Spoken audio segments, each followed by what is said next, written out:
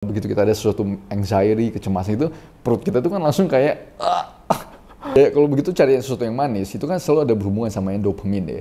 Jadi kayak kita itu cari apa hormon yang bikin kita itu happy. Jangan melakukan sesuatu itu yang ngelawan alam. Adalah mungkin dari sisi glukosnya kita. Jadi begitu gula darah kita itu naik turun, ya udah pasti kita itu mood swing. Orang itu punya permasalahan yang berbeda-beda ya, kondisi hidup yang berbeda-beda. Tapi ya paling tidak itu udah pasti membantu sekali ya. Ya lu tinggal akan tersisa itu yang sedikit-sedikit yang lu harus emang selesain.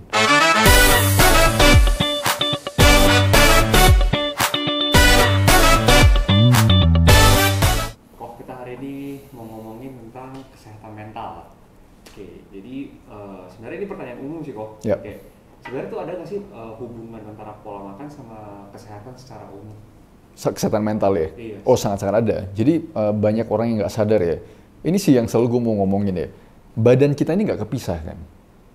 Orang selalu ngira bahwa otaknya kita ini terpisah dari lehernya kita, terpisah dari perutnya kita, dari segala macam. Padahal kan kita nyambung. Jadi apa yang terjadi di dalam badannya kita udah pasti berhubungan sama otak. Apalagi sama apa yang kita makan. Jadi ada konsep di mana your gut, perutnya kita, itu adalah second brain. Perutnya kita itu adalah otak kita yang kedua. Jadi apa yang kita masukin itu udah pasti sangat berhubungan dengan dengan mental health. Jadi simpel ya, coba teman-teman kayak gini.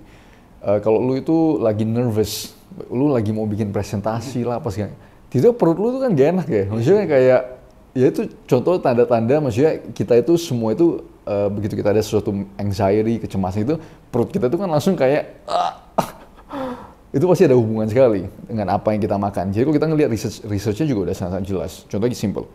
Lu ngelihat konsumsi ultra processed food yang tinggi, yang selalu terasosiasi dengan mental health, contohnya depression dan anxiety.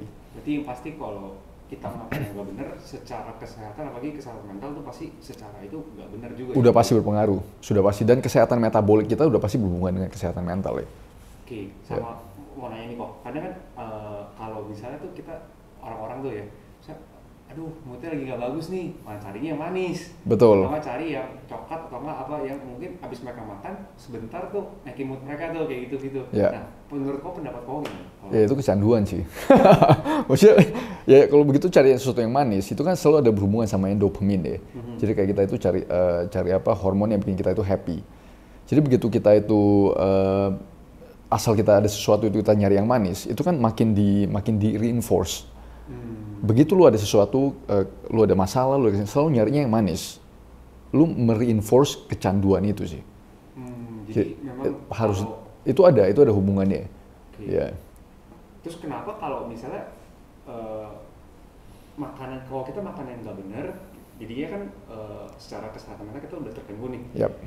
Kita akan semakin mencari hal-hal itu lagi dong maksudnya. Nah, kenapa kalau misalnya kita perbaiki makanan kita, itu malah jadi switch tuh, malah lama-lama kita jadi stabil gitu. Kenapa kok? Ya itu salah satunya, kalau menurut gue sih banyak hal sih ya. Dari yang nomor satu adalah mungkin dari sisi glukosnya kita. Jadi begitu gula darah kita itu naik turun, ya udah pasti kita itu mood swing.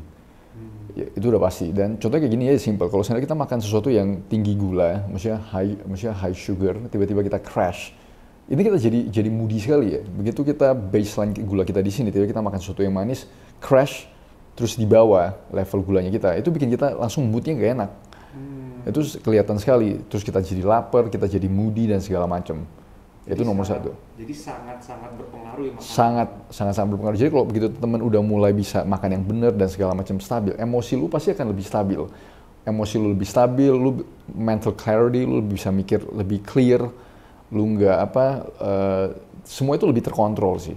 Semua itu akan jauh lebih terkontrol. Terus yang kedua, teman-teman juga ngelihat, ini studi-studi yang ngelihat asosiasi antara kalau kita tuh makan makanan ultra processed, terutama yang ada pewarna, pengawet dan segala macam, itu berhubungan sekali dengan kalau teman-teman ngelihat kenaikan resiko contohnya kayak autism, ADHD di anak-anak dan segala macam. Jadi kan itu udah ada linknya sebenarnya. Makanan-makanan seperti itu bakalan ngerusak ususnya kita dan otomatis itu bakalan naikin resiko kita tuh kena mental issue.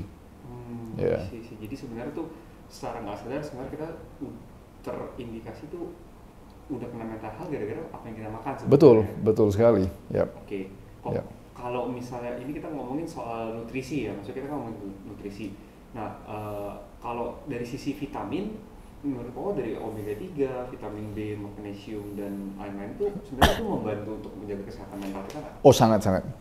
Jadi ini gue ada satu studi yang sangat menarik ya. Ini gue selalu balik lagi ke studi ini dikerjain di Belanda kalau nggak salah.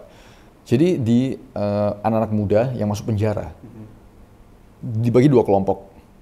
Kelompok ini dikasih makan semua sama, tapi yang berbeda adalah kelompok yang satunya ini dikasih makan suplementasi. Supplementation kayak apa? Ya antioxidants, fish oil, semua multivitamins. Mereka tuh ngelihat gimana pelanggaran dari sisi pelanggaran serius di dalam dua kelompok ini. Yang dikasih supplementation dengan makanan yang sama itu drop 30% pelanggaran mereka dari sisi maksudnya agresif lah dan segala macam di penjara itu. Jadi itu pengaruh sekali. Begitu nutrisi kita tercukupi, our mental state itu bakalan jauh lebih oke. Jadi secara nggak langsung sebenarnya vitamin itu berperan penting juga ya? Iya, mikronutrisi ya terutama dari sisi kita ngomong ini, maksudnya micronutrients itu juga sangat penting. Oke. Yep. Nah, mungkin ini sebenarnya udah menjawab sih, tadi udah menjawab untuk masalah kalau misalnya pola makannya itu buruk dan tidak sehat gitu, maksudnya pasti udah secara nggak langsung berdampak ke mental health kita. Yep. Terutama di ultra processed food. Nah, tapi kalau misalnya untuk tidur gimana kok? Oh, lebih ya ngaruh bener. Tidur sih sangat mengaruh ya. Simple aja, ini gue ngeliat di klien-kliennya gue, kalau seandainya mereka itu tidurnya kurang atau tidurnya terganggu segala macam, gula darah itu naik, gula darah puasa, dan tensinya naik. Itu kan berhubungan sekali dengan metabolic health ya, kesehatan metabolik kita. Begitu kesehatan metabolik kita itu terganggu, udah pasti mental state kita terganggu. Jadi begitu teman lihat aja research yang menganalisa hubungan antara kesehatan metabolik dengan kesehatan mental, itu banyak sekali sih. Jadi begitu terganggu, udah otomatis, men. Bahkan nggak usah ngeliat studi itu ya, kalau kita kurang tidur aja kita udah moody, men. Iya sih, ya kan?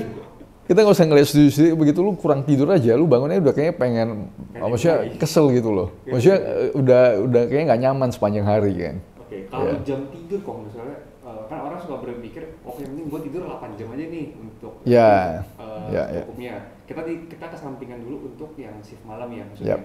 Jadi kayak penting gue tidur 8 jam nih. Nah, Koko gitu. Mungkin tergantung kebiasaan, tapi bagi gue itu selalu ngelihat alam sih. Maksudnya kita hidup di permukaan bumi, bangun dan tidur kita itu dikontrol oleh cahaya matahari. Jadi gue selalu basisnya itu kelihatan sekali. Itu namanya chronobiology. Artinya begitu lu ngelihat light and dark cycle-nya kita udah langsung tahu. Dan itu kelihatan dari sisi hormonnya kita ya, sensitivitas hormon dan metabolisme kita dan segala macam, suhu tubuhnya kita. Ngerti kan? Itu kan semua berhubungan dengan cahaya alami kita. Jadi bagi gue harus sesuai. Begitu lu malam jam 10, jam 9 ya it's time to sleep, udah tidur ya. Jangan lewat dari situ dan maksudnya jangan, bagi gue selalu simple. Jangan melakukan sesuatu itu yang ngelawan alam. Begitu kita tuh ngelawan alam, it will be a very very expensive exercise dan udah pasti detriment ke kita sih. Okay. Begitu kita ngelawan alam ya.